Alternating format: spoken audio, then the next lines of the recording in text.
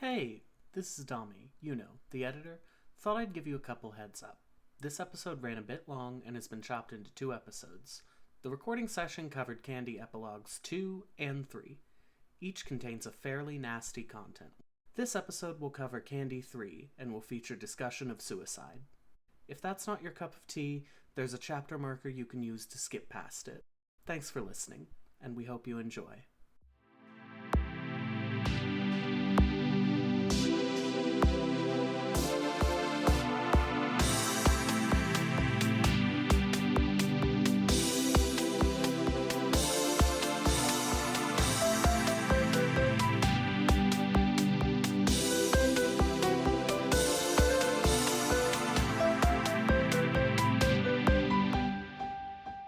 And we're left on a cliffhanger for Epilogue Yeah. 3. And it's like, oh, it's only 2 chapters. Let's continue reading. Let's continue reading. So we're on Epilogue 3, Chapter 14. And here is the content warning for suicide. We'll be discussing suicide. There is a chapter marker for when we are discussing suicide. It's gonna be, this is gonna be a big one. So yeah, please use your best judgment on whether you want to listen to this or skip. Okay. I'm probably just gonna kind of roll chapter 14 and 15 together because I want to have this whole discussion about suicide before I get into, I have things I want to say based on sources I looked up about how the suicide is portrayed in here, because it's bad. Okay, obviously you have my impression of it, and I kind of wish I would have waited to get your impression of it first, but what did you think reading this chapter, or both of these chapters, whichever? So, suicide isn't something that I'm triggered by per se. I was just kind of more surprised. It was like, oh, that happened. Yeah. And then it was like, I thought this was supposed to be the Candy timeline or something. Yeah. So I was just like, I don't know why that happened, but okay. Yeah, that's fair. I am someone who has dealt with suicidal ideation throughout my life. I have attempted suicide before. It is not something I am currently at risk of, but there were things that happened in 2019 that led me to such suicidal ideation that I had to go into partial hospitalization in 2020. And it was not just the epilogues. It was mostly just fandom stuff. This chapter in particular did not cause that a year and some months later. But it was the environment that was, I mean, the environment was already kind of there, but I just want to let you know where I am on this. I am not inherently triggered by any discussion of suicide. It is something that I like to know ahead of time. I don't know. I don't want to get into specifics, but just to set up the context for that. I also want to set up the context for a lot of the people who relate to Dirk tend to be young. I mean, a lot of the Homestuck readers now tend to be younger, ever since even Act 5 especially, they started to skew younger than the mid to late 20s, early 30s that were at the start of the comic. And a lot of people relate to Dirk, who, as we know, has had issues of self-hatred. That is a big thing he is dealing with. It is discussed in this chapter and in the next chapter how he deals with self-hatred. So a lot of mentally unwell people are relating strongly to Dirk. So I am going to, I pulled some quotes from this. I really could have pulled so many more quotes from this chapter. I legitimately don't have much commentary besides just pulling quotes. So here we go. This world has been set on a path that you cannot tread. This is because it is the Candy timeline, and so he is no longer connected to the narrative. Your choice is not between that of life and death. It is between an ignominious dissolution at the hands of entropy and one final act of relevance that can bequeath your meager energies to the cosmic well from whence they came. In a certain sense, you've never felt so free. That's fucked up. It's really fucked up to say that killing, so here's another thing that I didn't notice the first time I read this. We have switched from third person to second person. Mm-hmm. The entire suicide is played out through second person. So they're doing a weird narrative thing with it, but also to decide to put a graphically talked about suicide in second person, so you are the one being set free. I realize that it's just a Homestuck, it tends to be in second person, but for this chapter in particular, out of all the Candy chapters to turn second person, it is fucked up that they did it to this one. Yeah. Then there is a literal, like, command line, kill yourself. Yours is a singularity of narcissism, an endlessly recursive existence so dense that it has no choice but to sprawl out much further than the boundaries of its person in any given universe or timeline. Once cut off from that, you become unbearably dispensable. From a purely utilitarian perspective, killing yourself is the greatest gift you could give to this dying world. A valorous sacrifice, the likes of which this place will never experience again. If your severed head could speak, it might say, "You're welcome," but even then, maybe it wouldn't. It might not care enough to do this shallow realm even that basic courtesy. We may never know. When you think so little of yourself as a moral character, any act of self-termination will result in a death that is just. Yeah. It's supremely fucked up. I don't know the specifics. A lot of shit on Twitter has been deleted from that time, so I can't find the specifics, and I felt kind of weird digging into trying to find the specifics, but I do remember that there was at least one person who read this and then did become more suicidal. I can't remember if they did actively attempt suicide or all the details of that. Again, I didn't want to like try to dig into someone's trauma from 6 years ago, especially if they might have actually committed suicide. But at least one person that we know of did become more suicidal after this. Yeah. And again, this is proof of Dirk's self-hatred. He hates himself so much that his death is just because of his own, because like, I guess Esper rules also work on whether you personally think you're a bad enough person that you killing yourself means a just death. Framing it as being free, framing it as killing yourself being a gift to the world, framing it as there is no purpose for you to live anymore. There were some lines in there about how maybe other people are fine with simply like, you know, sustaining themselves and like, I forget all the words. It's fucking like fancy, pretentious purple prose, right? But like maybe other people are like fine with just like normal lives, but you're not. You don't have a purpose, and thus you just might as well kill yourself. It sucks a lot. Like, so much about this sucks. Chapter 15, which is Dirk's funeral. Yeah. The casket is heavy because Dirk is being buried with his anime swords, as you pointed out. I have a lot more quotes in here. Roxy, even though he left a note that had hella words in it, they might as well have been saying nothing, which is just like Dirk, I guess, to leave us with a load of bullshit and no idea why he did what he did. I feel like that's not a great characterization of Dirk. Like, I understand why someone might say this, like, feeling hurt because, like, your best friend killed himself with seemingly no warning and, like, no real explanation. But, like, to say that, to leave with a load of bullshit and no idea why he did, like, he will explain to you. Like, regular ass Dirk will go into detail about fucking everything about himself and his plans if you ask him. Like, I don't know. I'm trying to think of like canon moments that happen, but brain is tired and I don't have every Dirk conversation memorized. And then some conversations from Dave. I mean, I totally hate to ruin everyone's mood on a day we've gathered to think deep thoughts about how one of us just went and fucking off themselves. Not like we're going to be stumbling through our lives constantly experiencing intrusive thoughts about this specific event or anything. That is something relevant to like depicting. I don't know. I think this is a really good like part of like talking about suicide, of like people who are dealing with like losing a loved one to suicide, is like, yeah, they're gonna constantly experience intrusive thoughts about this. Yeah. Like that it is traumatic for people around them. And even like not even necessarily just suicide, but like any kind of sudden death in a way. Yeah. That's kind of how I feel about my mom, who just like suddenly died of cancer in 2 months, kind of thing. Mm-hmm. Like, it's, yeah, when you go and it is very sudden, there is a lot of just things that stick around in your mind. Yeah. Like, yeah, it sucks.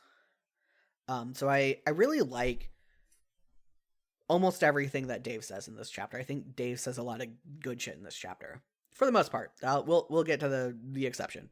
And I know Dirk's, this is more Dave. And I know Dirk struggled with, you know, the idea that he could eventually become that kind of person. As in, he's talking about bro, like the shitty version of Dirk that he grew up with. So that Dirk would eventually come like bro, or even worse, that he was somehow cosmically fated to become that person no matter what he wanted or did to prevent it.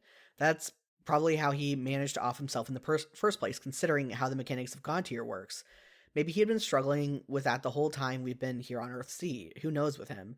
He was always so inside his own head. I can't even imagine what insane train of thought led him to decide that this was his only option. I love being alive and having... Oh, sorry, that continues to a different one. I have a lot of Dave quotes. For one, cool. Like 2 chapters ago, you were just saying how you didn't talk to him about deep stuff because you had a version of him in your head that sufficed. He was an isolated person. Everyone in Earthsea is like siloed off into their own little areas, and people keep talking about how Dirk is so cold and manipulative and terrible in one way or the other. And then fucking Pikachu shocked face whenever he has been dealing with shit that fucking, I guess, no one tried talking to him about, right? Like, obviously, we know the further context for this, but to them, they're like, well, we did nothing, and he still killed himself somehow, I guess. Like, they are not... Or even having them reflect on, apparently a lot of people have been isolating themselves for years. Right, like... Yeah, like John coming out of his house for more than one day is like a notable event. Like, would they have the same thought about him? It's like, well, John kept to himself, so we never knew what he was thinking. I can't believe he did this. Like, yeah, because y'all fucking suck as friends for the past however many years. Like, I guess you guys were fine for a few years and then you started like isolating more.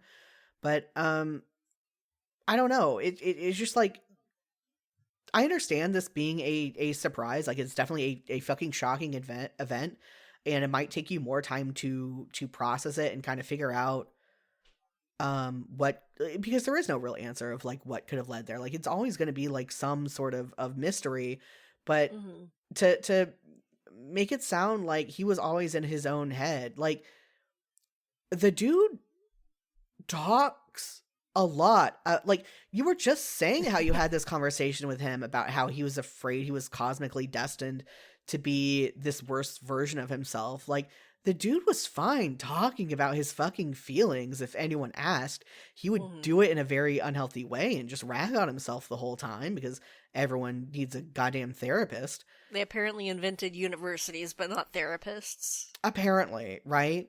And I don't know, just like this whole framing around like I don't want to say it's like their fault that he killed himself, right? Like, even if it wasn't for the whole narrative thing and he generally just had been like isolating and like living with himself, I don't want to like place the blame on other people inherently, but like to act as though the isolation was a one-way street is ridiculous.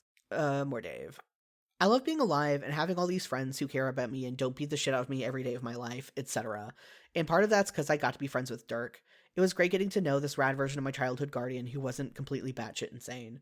I almost added way more of that, but because he goes on a bit more about how he loved like hanging out with Dirk and how Dirk like taught him a bunch of shit, because I guess they did have good deep conversations. I guess not to say if he didn't have like a lot of deep conversations with Dirk means they never talked, but like I don't know if it's necessarily a contradiction or I'm just being nitpicky here, but I do like that like he does acknowledge that Dirk was not his bro. Dirk was a cool guy and he learned a lot from Dirk, and Dirk did express his opinions all the fucking time because the dude can't shut up. I guess I think he just doesn't talk about his personal feelings even though he does. Like, canonically in the text of Homestuck, he does at multiple points in time for length. Yeah. Yeah, but I don't know. I like Dave is the only one around here not saying completely shit things about Dirk all the time, I guess. Gamzee interrupts the funeral as Rose was going to talk. He had a message that Dirk wrote, but he just kept it on him in the rain, and so it's ruined, and so he decides to wing it.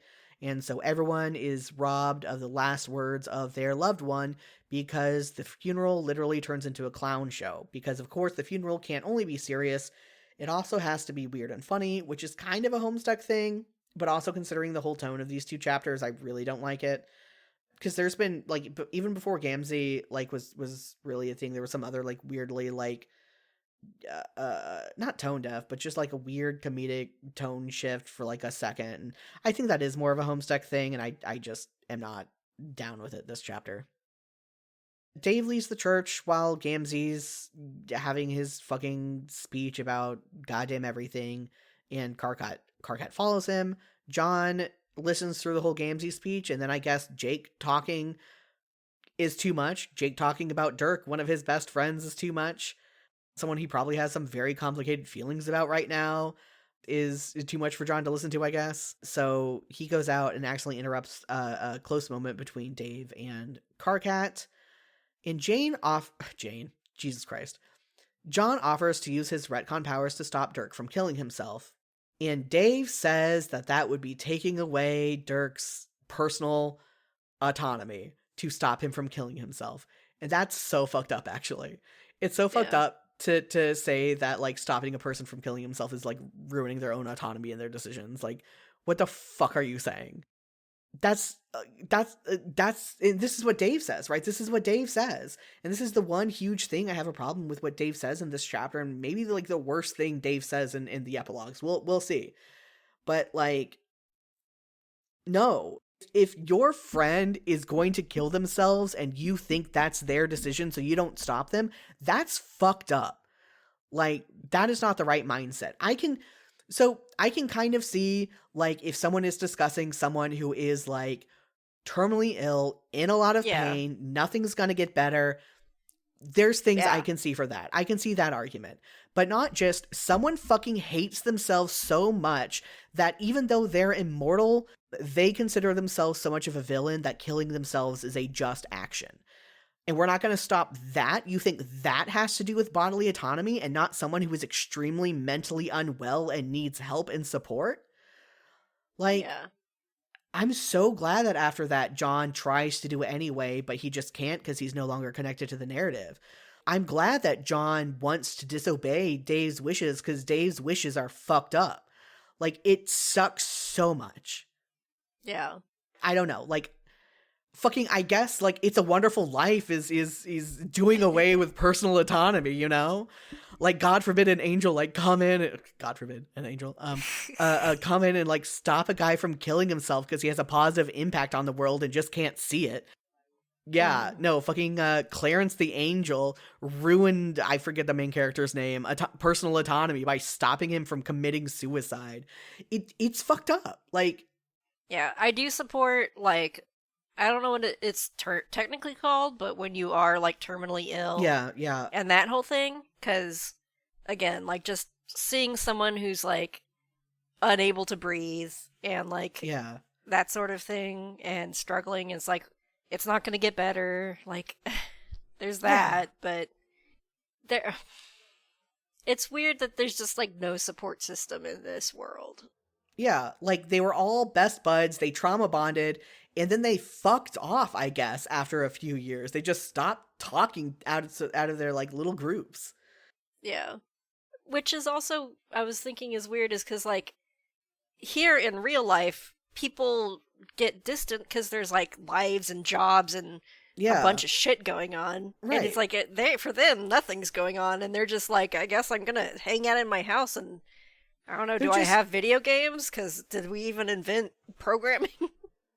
They've had to have invented programming. That'd be wild if they didn't. I mean, like, John canonically had programming books, so I'm sure it's fine. But yeah, no, they were depressed. They were mentally unwell, and they self-isolated, and all, like, and Dirk, they, I guess, forgot who he was as a person and decided that he just, like, was fine. Like, he was fine and just manipulative and kind of an asshole to deal with, but also, like, Dave liked hanging out with him, but I don't know. And it was fine if he didn't talk about his feelings or anything, even though he fucking loves to talk about his feelings. I feel like they're trying to, I'm pretty sure, like, one of the authors stated this. I feel like Aisha said this on Twitter, but I could be wrong. And I'm probably going to this isn't verbatim. I'm just trying to get vibes because, again, this was 6 goddamn years ago. But how this was supposed to explore, like, friendships breaking down and how, like, friends don't necessarily, like, last forever and you grow distant and you grow apart from each other. And, like, I understand that in the real world. This isn't the real world. They created a universe together after defeating C. Hitler. They defeated a galaxy-expanding genocidal, like, empress, and they created a whole new world together. And yeah, they obviously have, like, trauma and shit to work through. And what's really criminal is, like, all this talk about, like, John and Roxy having been close before they just weren't anymore. They don't mention how John and Roxy are from the same timeline and no one else is. They watched, well, I mean, really, Roxy watched a bunch of people get murdered, and John just showed up to see the corpses and watch, like, Rose and Terezi die. Like, they were in, it wasn't even a Doom timeline. It was just an Alpha timeline that ended it with everyone dying. And they were in that together, and they are now with people who are the same people that they knew before, but they're not. They had, like, some different experiences than John and Roxy did. Like, John has memories with Jade that Jade doesn't have, because for Jade, John died. John exploded at the beginning of their journey, and there's no, like, connection with John and Jade of trying to, like, make up for time, because John was dead and he's alive now. Jade was alone. Oh, basically alone. There was, like, the consorts and Nana Sprite on the fucking boat for 3 years. Did not have any peers. And now her brother is alive, and I guess they just didn't become close again. Like, there's no discussion about, like, how they know different versions of, like, people who are just slightly different than who they are now. Like, that is a reason for them to be close. That is a reason for them to be bonding. And they don't fucking mention it, ever. That is never brought up as a reason why John would feel this connection to Roxy. It really does just feel like the Terezi narrowing things down by process of elimination, instead of, like, they have a thing that connects them and only them. Yeah. Sorry, I gotta fucking continue with my notes now. I got off on some topics. And it kind of sucks that I am putting this in the suicide warning thing, so if people skip it, they're not going to hear my very good John Roxy thoughts, but that is the price of me not scripting things ahead of time. Was there any other stuff we want to say within the content warning domain? Oh yeah, I still have Okay. stuff to go from there. I have, like, whole other notes. Okay. Hold on real quick. Oh yeah, and then again, some of this probably could have been included outside the content notes. I could have probably done a lot of this funeral outside of that, but, like, it's so mixed up together, and then I kind of wanted to include the funeral for what I'm going to talk about next, that I just wanted it all lumped together. But Roxy proposes to John. She's been dating John for however long it took to set up the funeral, to the point that John didn't realize that they were dating, and she proposes. And that's a great time to do it, is, like, your best friend just killed himself, you're outside, and you're like, yeah, fuck it, let's get married. Well, and here's a quote. He so doesn't know what to think that he's spiraling inside of his head, shaking all over, damp with sweat. Something about this doesn't feel right. Just a few weeks ago, Roxy was happy with Calliope, and now she wants to have his babies.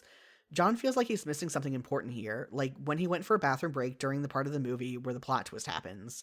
And yeah, I'm just kind of noting that, of, like, John is feeling, I think, kind of what the audience is supposed to feel about this, about how a lot of this does seem weird. Just not all of it. Like, there's some things that we are just supposed to accept, and it's very unclear of where those distinctions are supposed to be. yeah. Or in a way, it's kind of weird of, like, you're seeing these other people kind of just be happy together. Yeah. Including, like, Rose and such and such. Kanaya? They're married. Yeah. But then, like, Dirk doesn't get to be happy. Yeah. And I don't know. Yeah. And then, yeah, John does end up saying yes, and then they make out in the rain in front of the church where Dirk's funeral is being held, which, it's just so weird. Like, I get they're trying to do, like, the move, like, hey, we're, you know what, realizing, like, we are immortal, and I have taken that for granted, because clearly we can still die, still in, like, specific circumstances, and so I really want to take advantage of, like, being alive while I can, but it's just such a weird, wild move to happen. Yeah. Like, you could have wrote this a little bit later. You could have wrote it a little bit later. Yeah, you could have had it happen later. Like, again, they have been dating for, like, I don't know how long funerals take to put together, like 3-4 days max or something. Yep, we did Mom's funeral, like, within a couple weeks type of thing. Not like it was a celebration of life sort of thing. Yeah, yeah. But still, like, what, less than a month, right? Like, yeah. and like he, like she calls him B, short for babe, and he does not realize that that's what he is, that they are that, and then they decide to get married, which is a very 16-year-old thing to do, but not a 23-year-old thing to do. I mean, it kind of is, depending on the 23-year-old, and I get like traumatic life events happen, but I don't know. It's still a weird move to happily make out about like the final line is something about how we're gonna be so happy, like outside of the church, outside of the church of the funeral, where your best friend, who dealt, as far as you know, dealt with self-hatred in isolation for years, killed himself, and you're talking about how you're going to be so happy. Yeah. Okay, any final thoughts before I move on to the next part of the suicide content discussion? I don't know. I mean, just to kind of reiterate that when someone does pass away really fast, like, there are all these regrets from people left behind of, like, just not getting to say things or ask questions type of thing. At least Dave expressed that a little bit, even if no one else really did. So here is the section called How to Portray Suicide in Media in Order to Not Promote Suicidality in the Audience.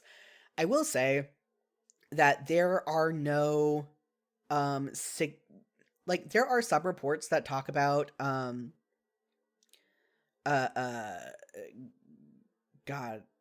hold on, let me fucking find the word. Did I really not write down the fucking word for it? Okay, so there are no like concrete studies necessarily that say that fictional media can necessarily cause suicide as a social contagion, that it won't necessarily cause copycat killers. Like, there was the big thing about 13 Reasons Why and how there was an uptick in suicide among youth, but apparently that didn't take into account that there was already an uptick in suicide among the youth, and they didn't factor that into the statistics. There was also a thing from like the 1700s where a book was about suicide and people started saying that suicide rate had gone up, but that's all anecdotal. There just don't seem to be conclusive studies about it necessarily, that there is a direct causation from seeing suicide portrayed in media in certain ways and people being more likely to kill themselves. Yeah. I want to clarify that. But even if they don't actively kill themselves, because I think another thing is like, I don't know if they counted suicide attempts, because a lot of the statistics were talking about how like men were much more at risk for committing suicide.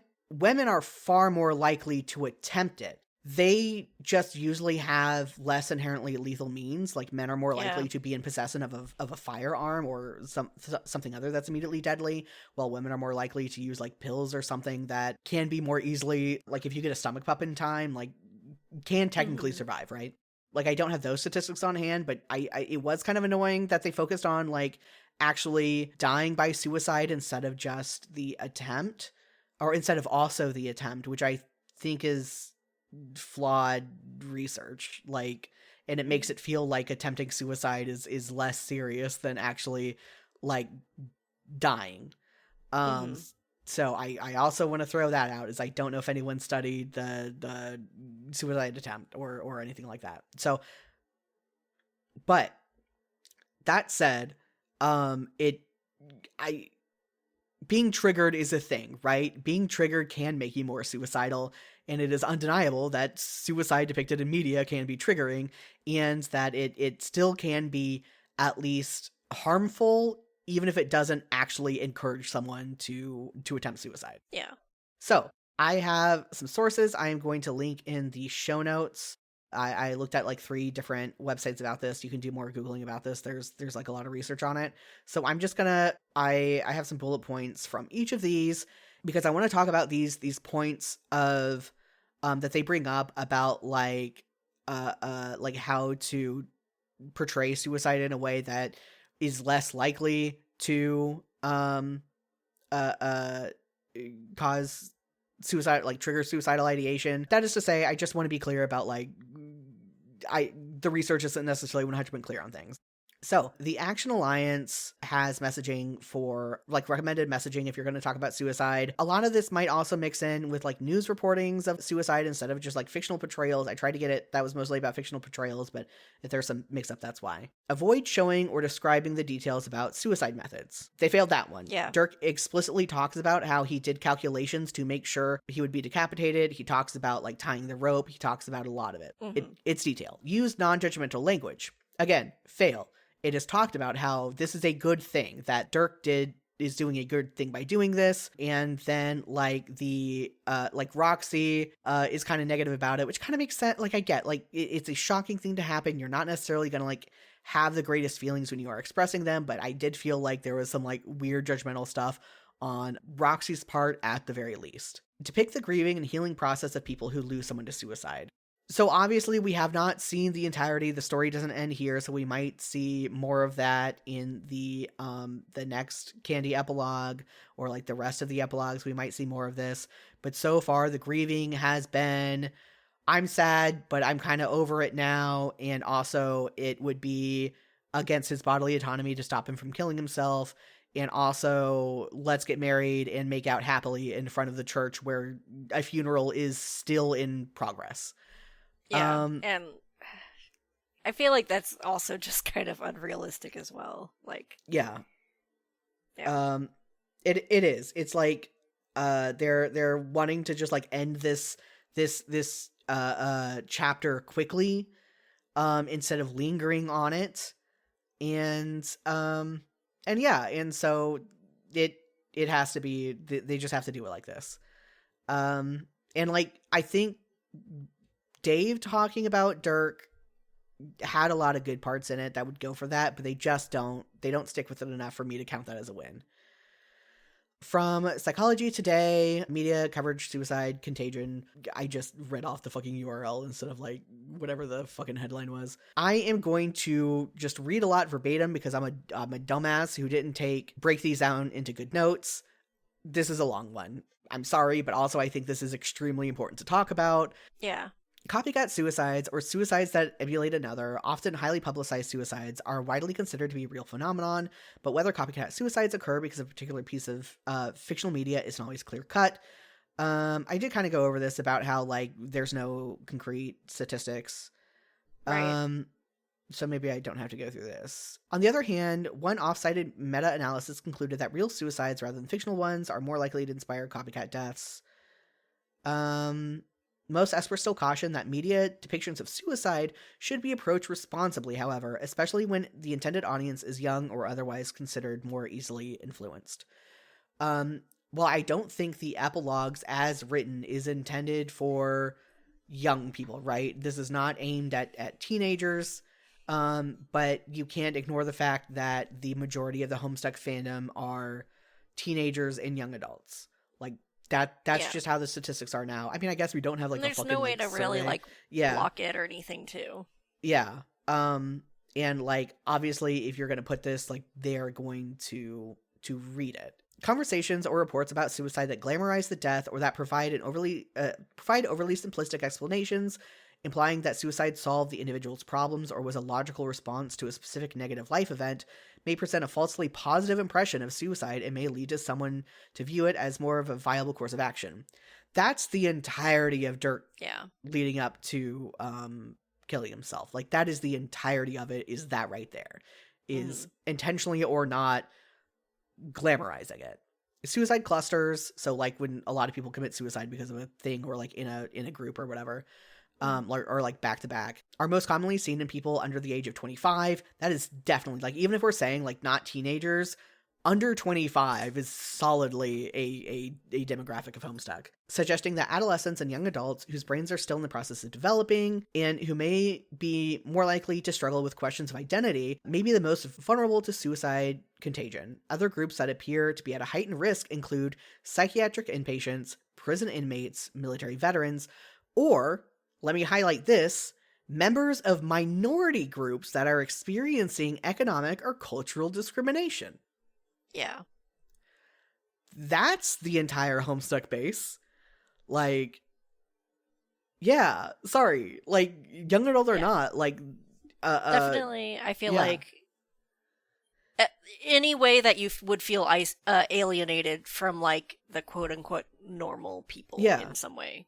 And those people, like, those people flock to Homestuck in droves. Like, that is the most passionate base of the fandom. Are like, that is why they like Homestuck, is for similar feelings, right?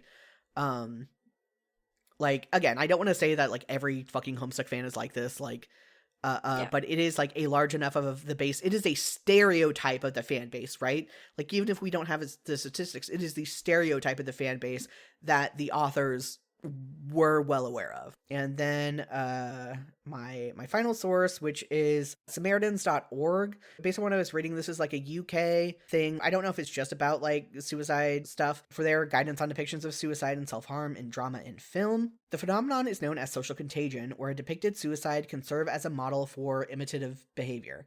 This contagious effect is caused by a combination of grief, suicide ideation, and over-identification with the person or character who has died and or the circumstances under which they took their life or made a suicide attempt. Yeah. Sorry. Again, the stereotype of Homestuck fans is they over-identify with characters. Dirk likers, almost like any liker of any character, like really identify with a character. There are some that are like less stereotypically so. But Strider fans are like mocked by non-Strider fans for how much they identify with the characters. For a medium of Homestuck, where the epilogues are such a reaction to the fandom, they know, right? The main risk areas highlighted in the research evidence include detailed descriptions of suicidal acts, specifically those which describe suicide methods, content which romanticizes or inadvertently glorifies suicidal behavior, and excessive coverage of suicide. Again, we did kind of cover that one. It is risky to indicate any reward following a suicide, death, or attempt. This can inadvertently promote the idea of achieving something through death, which is not perceived to be possible in life. We kind of went over that. Similarly, a death by suicide should never be described as a release, setting a person free from their troubles in life or providing peace. Literally a quote from Dirk talking about killing himself. This can romanticize the idea of suicide and could lead to a vulnerable person believing a death by suicide could resolve the problems they face in life. It is advised to avoid overly dramatizing a suicide. This can romanticize or glorify the behavior and inadvertently promote it to people who may be vulnerable. It was very dramatized. I don't know words. In any portrayal of suicide or suicide attempt, it is better to give as little detail as possible about the method used. For example, if the character has taken an overdose, it is advisable not to name or show the type or quantity of tablets that have been consumed. Not that everyone is going to run up to a bell tower with a rope, but it was very much like step by step. Yeah. Besides the actual calculations of the rope length and stuff.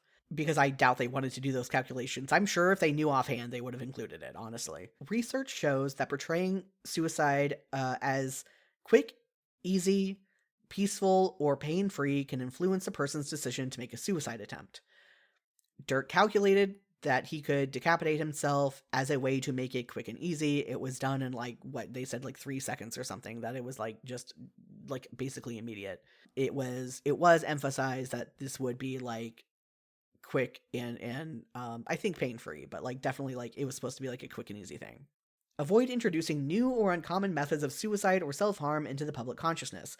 Evidence shows that such portrayals can result in increases in use of new methods. It is better to avoid depiction of novel or unusual or particularly lethal suicide methods. Listen, I'm not saying, I don't even know how physically possible it is to actually decapitate yourself by hanging. I'm sure it is, depending on how high a tower or something is. I don't fucking know. Yeah. And I'm not saying independent of that. I mean, hanging is a known stereotypical method. Yeah, hanging is a known stereotypical method, and then Dirk added a new twist to it because there's it's memes about him decapitating himself all the time. I don't think necessarily people are gonna trying to mimic that particular decapitation, but they did introduce a new, novel, unique way to kill yourself, And again, besides that, if it fails, they would still be hanging themselves, again, I don't know if anyone actually like tried this after reading the epilogues. I have no idea. There is no way for me to know that. It is impossible. I just want to add that the way Dirk kind of describes himself, and I don't know a whole lot about the Rationalists besides the podcast Behind the Bastards, but Oh, I love Behind the Bastards. Yeah. It reminds me a lot of like the Zizians episode, yes. and like how Rationalists would be like, I have no value, I should kill myself because that will be the greatest net value for the world. And just like the kind of like behind that thinking is like it's tragic, and it makes me angry at people who kind of like, I mean, this I guess would be separate. Like Dirk is thinking it to himself, but other people were saying that in that community. Yeah, it is. Like, I don't want to get off on a whole other topic, but like people talk about how like like it's not an echo chamber on Blue Sky to just like block people who have like bad opinions, or even just like block people for like completely neutral opinions you just don't want to see.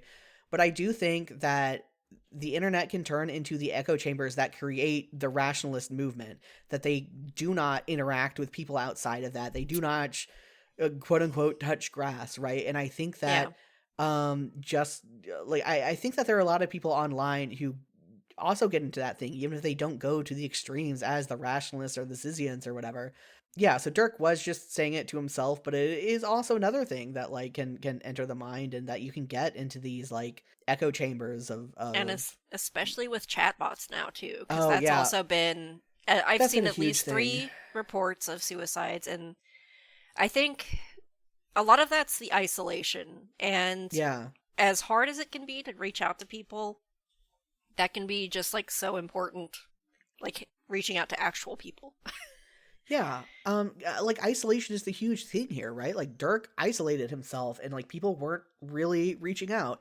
The rationalists have isolated themselves into their own little like echo chamber, and not like interacting with people outside of that echo chamber. And yeah, people who use chatbots for therapy are probably not like, they're probably also really isolated, especially if like they are like, I doubt there are people being convinced to commit suicide who weren't already like considering it. But like it's fucked up that we are pretty isolated as a society, and it all this shit doesn't fucking help. But yeah, I hadn't connected like Dirk's thought to like being similar to the rationalists, and they're like, if they're not going to be any use to the world, particularly like the oncoming like super intelligence that will take over the world, was I think their specific thing. But like that's kind of Dirk too, about the narrative. Like he can no longer serve a function within the narrative, and thus he has no use. Damn, I'm gonna have to think about this. I'm gonna have to tell Dami about this. She might have some thoughts too. But it is I don't know, it sucks. It everything sucks. It was wild to like look up like how you're supposed to portray things in like this in media, and see that they checked almost every fucking box, like going against the guidelines. They were just trying to be like edgy and look at this with it, and it sucks. What really gets me is on Twitter, at least one of them, I forget if it's one of the authors or one of like the other Web Pumpkin people, maybe both. They tend to like have the company line and sometimes contradict themselves, but whatever, about how since suicide was tagged in the extremely long list of tags, then it's fine. They did their job. You were warned. And that's fucked up, actually. Like, that's one of the reasons I took such a point to talk about the tags, is because I knew this was coming up. And I think that tagging suicide in an extremely long list of tags, some of which are more serious feel very than jokey. Others. Yeah. I don't want to put my friend on blast. I don't think they listen to this podcast. I kind of hope they don't, because I am going to put them on blast a little bit. But, like, I've had people defend it. Like, some friends who I generally like love a lot of their opinions and think they have good thoughts about stuff, but like even some of my friends were like, yeah, I mean, you said that you didn't like read fan fiction a lot, so maybe you just don't understand like reading through the tags and stuff. I'm like, this isn't fan fiction. This isn't Yeah. me stumbling across a fan fiction that has 1,000 tags and I missed the one that said suicide and then this happens. I think that it would still suck in that instance to not have like an author note on the top to like give you an extra warning. But this is a continuing intellectual property that made money off of this book. Yeah. Because they turn it in, yeah. Oh, I will say, like, I didn't even read any fan fiction until, like, I haven't been reading Homestuck fan fiction, but I've been, like, looking up video game fan fiction more. Yeah, hell yeah. But still rarely. But it's, like, it's still a foreign language to me how any of that works and the tagging system. Yeah. Please tell me you're at least using AO3 and not, like, Wattpad or something. Yeah. Okay. Yeah, looking up Death Stranding. Hell yeah. My because I didn't do a whole lot of fan fiction after Quizilla, and I came back to it for Dragon Age, so hell yeah, a fucking video game fan fiction. Anyway, sorry, I'm going off on side tangents. Yeah, so they try to say that they did their due diligence because they tagged it. They tagged it along with fucking breast milk, like that's not it. And it's the same for like the date rape that happened at the beginning of this. At least that was like not as explicit. Like you could tell what happened, but like they didn't show it happened. But that's kind of the horror of the date rape, is that like he had no memory of like multiple days, right? Yeah. But with this, it was described in such detail that it goes against like almost every single guidance about how to not write suicide in your work of fiction. And they didn't give any additional warning, and they washed their hands of it, right? Like they said, well, we tagged it and that's it. And like this ain't it. Like stick by your fucking guns and don't try to say that you actually tagged it and that was sufficient. Like just say that you didn't fucking give a shit about tagging anything, because Homestuck doesn't do that, right? Like and kind of an extra layer on this is in Homestuck 2, for a while they started adding content warnings, and I think that's because for a little bit Aisha was starting to be buddy with Jonathan Sims, who writes and is the voice of John Sims in the Magnus Archives. And the Magnus Archives, and I can't say it's like just because of the Magnus Archives, but there has been a lot more like fiction podcasts who on every single episode have been putting content warnings, like this one contains spiders, this is eye trauma, stuff like that, because the Magnus Archives is a horror podcast, right? But even like some non-horror podcasts have been adding like content warnings to stuff, like in the description. And for a while in Homestuck 2, they started adding those. And then after a while just decided to stop because it was too much work. Like they said that it took too much time. So they weren't doing it anymore. Sure. Yeah. Which is funny because they had like 4 or 5 authors and like 1 artist or some shit. So like if anything, they had way more time to do the writing. Like, listen, I don't want to be shitty about authors who were being paid jack shit, right? I don't know what they were being paid, but they were being paid jack shit. And like how much time they had to do stuff. But again, it's more of their half measures. If they're like, okay, well, look, we're going to do the good, cool leftist thing, the good, cool woke thing of adding content warnings. But now that is kind of been going for a while, we don't feel like doing it anymore. So we're going to stop because we don't have time to do it. Okay. It doesn't take that much time. You're in the process of writing it. You can like make a note about the content warnings that need to go on there. It doesn't take that much more time. You know it's in the content. This isn't something new you are reading in order to create the content warnings for. You're writing it. And so that's just another thing that I don't give a shit that they tagged it in the mass amount of primarily jokey tags. It's not enough. There were 1,000 better ways they could have had this happen. They could have just not had it from Dirk's perspective at all. They could have had Dave finding him after seeing the letter and being there. Yeah. Like, they could have still traumatized Dave. It could have even worked better if, like, Dave made it right as Dirk fucking decapitated himself, right? Like, they would probably still find a bunch of ways to fuck that up, but it would at least be just that, and that being, like, traumatizing, and not, like, just like having Dirk from the second person perspective justifying about how it's a good thing that he's doing this. Yeah. And yeah, and I just, again, I don't want to put another friend on blast who may or may not be reading this or listening to this, but so I read Candy first before I read Meat. So you have had the context of what Dirk is like in Meat and how he has taken control of the narrative. I didn't. This was my Dirk. For all I knew, this happened in the Meat timeline too. And so I was reading about how my favorite character, who I relate to so much, graphically killed himself, and then one of my friends who was reading the Meat epilogue was talking about how they hated Dirk so much they were going to write him out of their fics.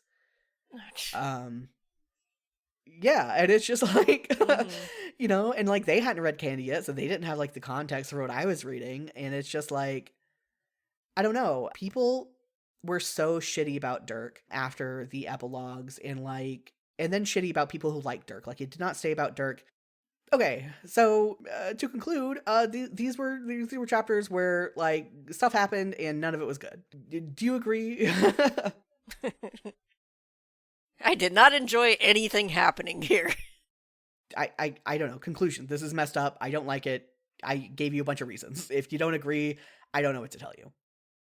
Yeah, no, these were some chapters to have back to back where like nothing good happened in them. Nothing I liked. And not even like from a because like you can read and watch things where a lot of bad things happen and you can still enjoy it because it's being written well, even if you're like fucking sad about everything that's happening. But this is just like, it's not written well. It's not written in a good way to write any of these topics.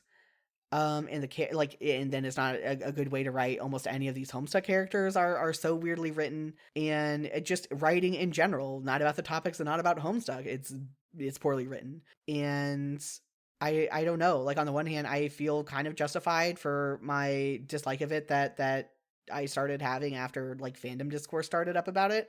But on the other hand, I'm sad that I don't like it. I was kind of hoping I'd come back to this and find a reason to like this again. And maybe I will in the future. Maybe when we read more Meat, or maybe when we read more of Candy, I'll find reasons that I like it again. But right now, I just really, really don't. And I'm sorry I'm being so negative about it. But I'm also not going to like sugarcoat it, you know? That's not what you came to this podcast for. It's not what I've ever done. I have done that before. Not what I've done since the relaunch. Yeah. Yeah. So, I guess everyone's kind of fucked up. everyone's kind of fucked up. Do you think you're gonna want to read more Candy, or do you think we're gonna switch to Meat again? My impression now is that it would be jarring to move back to Meat. Okay. I don't know if that makes sense. Like, it feels like, in a way, it would be weird to go between. Yeah, I mean, technically it was not written to be read in the way we had been reading it, so yeah, it could be jarring to go back and forth between the two. So yeah, we can finish out Candy before going over to Meat. So yeah, I guess we'll read Candy Epilogue 4. I did not look up how many chapters that was. I think, did you have it at the top? 16 to 21, yeah. Yeah, 16 to 21. And we'll stick with that. Yeah. Okay, so thank you all for listening. Again, I'm really sorry if you love the epilogues and I'm just shitting on it all day, all night. I hope you don't think I am being unfairly mean about it. I hope that even if you don't agree, you understand where I'm coming from with stuff, because I don't like being a hater just to be a hater. I am a lot, and I do not enjoy being that way, which is one of the reasons I was hoping I would like the epilogues again, and because I didn't want to hate it just to hate it. But so I hope you continue. I do have some other episodes I want to do. They just like take more time than this does, and I have to like do extra stuff to do those. Like I have one that I have to edit before it can go up, and I've just been so busy. Yeah. But so thank you for sticking with me so far. Thank you, Moosie, for sticking with me even though these chapters sucked. Yeah. And yeah, we'll see you in a month. Yeah. Take care, everyone. Thank you to Dami for composing the theme song and editing the episode. You can find more of her work at soundcloud.com/dominothief. Shout out to our Fakest Fan tier supporters, Danny the Spoon Lord and Tezrak. You can become a supporter and receive early episodes and bonus content for as little as $1 a month over at ko-fi.com/jaxyax, or simply give a one-time tip. For information on and links to my other projects, head over to jaxyax.com. Thanks again for listening.